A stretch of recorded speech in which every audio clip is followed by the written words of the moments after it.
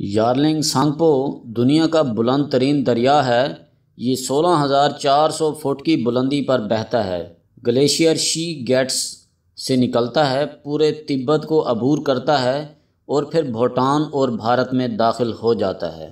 یہ دریا بھارت کی ریاست اروناچل میں سیانگ ہو جاتا ہے، آسام میں برہما پترا بن جاتا ہے، بنگلہ دیش میں اس کا نام میگھنا ہو جاتا ہے اور یہ بھارت کے میدانوں میں پہنچ کر جمنا بن جاتا ہے۔ چین کے اندر اس کی لمبائی 2840 کلومیٹر ہے۔ مجھے 2018 میں تبت میں اس کے ساتھ ساتھ سفر کا موقع ملا۔ یہ جھیلوں میں گم ہوتا اور نکلتا ہوا انڈیا کی طرف بڑھ رہا تھا۔ پانی نیلگوں اور شیشے کی طرح صاف تھا۔ تبت میں آکسیجن بہت کم تھی۔ اس کی دو وجوہات ہیں۔ پہلی وجہ بلندی ہے۔ تبت دنیا کی چھت ہے۔ سطح سمندر سے اس کی بلندی اوسطاً 15,000 فٹ ہے اور اتنی بلندی پر آکسیجن کی کمی قدرتی بات ہے۔ دوسرا، تبت میں درخت بہت کم ہیں۔ آپ کو سنگلاخ چٹانوں کے سوا کچھ دکھائی نہیں دیتا۔ درخت آکسیجن کی فیکٹریاں ہوتے ہیں اور اگر یہ فیکٹریاں نہیں ہوں گی تو آکسیجن کہاں سے آئے گی؟ چنانچہ ہم جہاں بھی گئے وہاں گاڑیوں سے لے کر دکانوں اور ریستورانوں سے لے کر ہوٹل تک ہر جگہ آکسیجن کے سلنڈر پڑے تھے۔ آکسیجن کی کمی سے تبت کے ہر تیسرے شخص کی ناک سے خون بہہ رہا تھا۔ لوگوں نے اپنی ناک میں روئی ٹھونس رکھی تھی۔ یہ ایک پریشان کن صورتحال تھی، لیکن تبت کے لوگوں کا کہنا تھا یہ صورتحال چند برسوں میں بدل جائے گی۔ تبت میں آکسیجن کا مسئلہ حل ہو جائے گا۔ ہم نے وجہ پوچھی تو ہمیں بتایا گیا حکومت دریائے یارلنگ کے ساتھ ساتھ کروڑوں کی تعداد میں درخت اور پودے لگا رہی ہے۔ یہ خاص پودے ہیں اور زرعی ماہرین نے یہ تبت کے ایکسٹریم موسم کو دیکھ کر تیار کیے ہیں۔ یہ تیزی سے جڑیں پکڑ رہے ہیں، چند برسوں میں بڑے ہو جائیں گے اور یوں تبت میں آکسیجن کا لیول بڑھ جائے گا۔ یہ بات درست تھی۔ مسافر نے اپنی آنکھوں سے 300 کلومیٹر تک دریائے یارلنگ کے ساتھ بلین ٹری سونامی دیکھا۔ پہاڑوں پر بھی مٹی ڈال کر پودے لگائے جا رہے تھے اور یہ واقعی کمال تھا۔ چین کا دوسرا کمال دریائے یارلنگ پر ڈیمز کی تعمیر تھی۔ چین نے 17,000 فٹ کی بلندی پر 3 بڑے ڈیم بنا دیے اور یہ مزید 8 بنا رہا تھا، اور یہ تمام ڈیمز ایک ہی دریا پر تھے اور یہ کسی بھی طرح ہمارے منگلا اور تربیلا سے چھوٹے نہیں تھے، اور یہ لوگ ان سے بجلی بھی پیدا کر رہے تھے۔ آپ ذرا تصور کیجئے، ایک ہی دریا پر 11 بڑے ڈیم اور وہ بھی 17,000 فٹ کی بلندی پر۔ یہ لوگ وہاں میٹیریل کیسے لے کر گئے ہوں گے اور انہوں نے اتنے شدید موسم میں کام کیسے کیا ہوگا، عقل حیران ہو جاتی ہے۔ لیکن کل میں نے اس سے بھی بڑی خبر پڑھی اور میں ششدر رہ گیا۔ چین نے پچھلے سال دریائے یارلنگ پر بھارت کی سرحد سے 30 کلومیٹر کے فاصلے پر دنیا کا سب سے بڑا ڈیم بنانا شروع کر دیا۔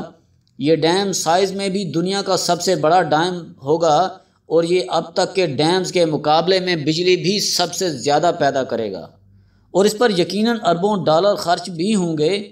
یہ منصوبہ یقیناً حیران کن ہے، لیکن اس سے بھی بڑی حیرت یہ ہے، یہ پروجیکٹ وہ ملک بنا رہا ہے جس کے انجینئر 40 سال پہلے پاکستان کے ڈیمز دیکھنے آتے تھے۔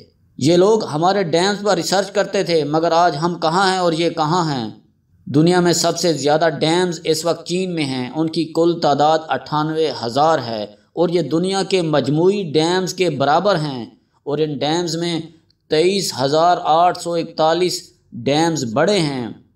چین ان ڈیمز سے لاکھ میگا واٹ بجلی حاصل کرتا ہے۔ چین کا خیال ہے یہ 2050 اور 2060 کے درمیان اپنی ساری بجلی تھرمل سے ہائیڈرو پر شفٹ کر دے گا۔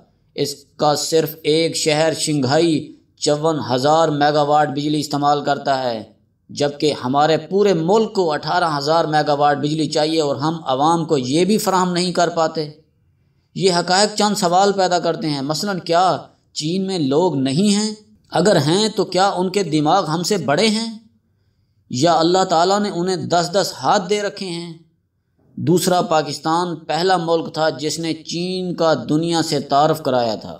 ہم نے 1971 میں چین کا امریکہ سے رابطہ کرایا تھا۔ PIA دنیا کی پہلی ایئر لائن تھی جس نے چین کی سرزمین چھو کر دیکھی تھی، اور یہ ہم تھے جنہوں نے چین کو پہلے 3 طیارے تحفے میں دیے تھے، اور ان میں سے ایک طیارہ موزے تنگ استعمال کرتے تھے، اور یہ آج بھی پاکستان کے شکریہ کے ساتھ چین کے میوزیم میں کھڑا ہے۔ چین کی نیوی کو بھی ہم نے ٹرینڈ کیا تھا، اور ڈیمز کی ٹیکنالوجی بھی چین نے ہم سے لی تھی، لیکن یہ کہاں سے کہاں پہنچ گیا اور ہم کہاں سے کہاں آ گئے، کیوں؟ اور تیسرا سوال، یہ بڑے بڑے منصوبے چین میں کون بنا رہا ہے؟ کیا یہ سیاستدان، بیوروکریٹس اور مالیاتی ادارے نہیں بنا رہے؟ اور کیا یہ پروجیکٹس مکمل ہونے کے بعد بنانے والوں کو احد چیمہ کی طرح جیلوں میں پھینک دیا جائے گا؟ یہ سوال بہت اہم ہیں۔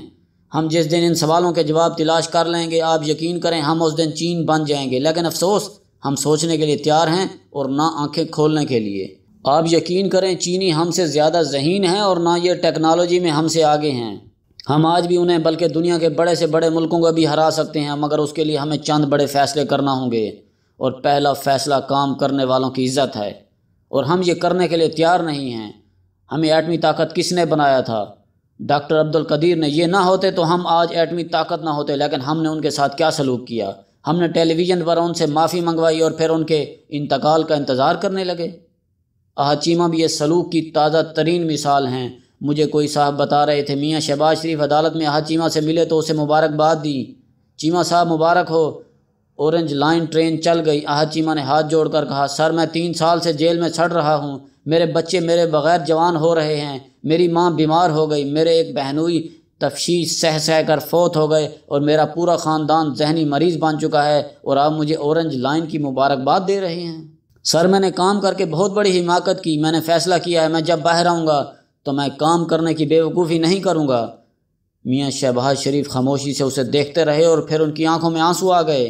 آپ فرق دیکھ لیجئے، وہ تمام بیوروکریٹس عزت کے ساتھ گھروں میں بیٹھے ہیں جنہوں نے سروس کے دوران تن کا بھی دوہرا نہیں کیا تھا، لیکن کام کرنے والا 3 سال سے جیل میں بند ہے۔ کیا ہم اس اپروچ کے ساتھ ترقی کر سکیں گے؟ میں نے چند دن قبل ایک صاحب اختیار سے عرض کیا، سر آپ اسے معاف نہیں کر سکتے؟ وہ مسکرا کر بولے، تمہیں اس میں کیا انٹرسٹ ہے؟ اس کا وکیل تک نہیں بولتا، لیکن تم ہر دوسرے تیسرے دن اس کی وکالت کرتے ہو، کیوں؟ میں نے عرض کیا، آپ یہ جان کر حیران ہوں گے، میری اس شخص سے پوری زندگی میں صرف ایک ملاقات ہوئی، میں دل سے سمجھتا ہوں اس کے ساتھ زیادتی ہو رہی ہے، اور اس کا حشر دیکھ کر پوری بیوروکریسی کام نہیں کر رہی۔ صاحب نے کہا لگایا اور پوچھا، چائے پیئیں گے یا کافی؟ میں 2018 کے الیکشنز کے بعد لاہور سے آ رہا تھا، میرے ساتھ جہاز میں ایک صاحب بیٹھے تھے، تعارف ہوا تو پتہ چلا وہ ان 56 کمپنیوں میں سے ایک کمپنی کے سربراہ ہیں جو میاں شہباز شریف نے اپنے دور میں پنجاب میں بنائی تھیں۔